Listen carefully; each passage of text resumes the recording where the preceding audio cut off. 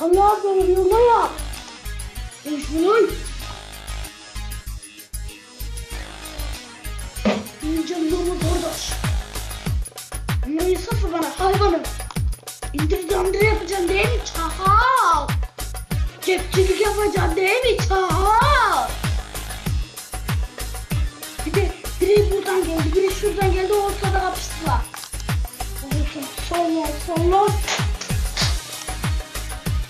Kan görüyorum hocam. Aşık görüyorum hocam.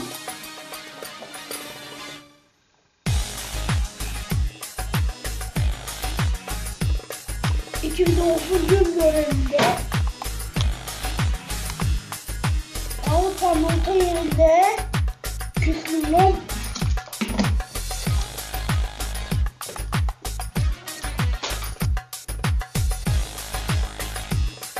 ...Sevgileceğim ne olur... ...hayvan olanlar... ...adresi podcast değil... ...perdelerine asınca kedi gibi bir insan...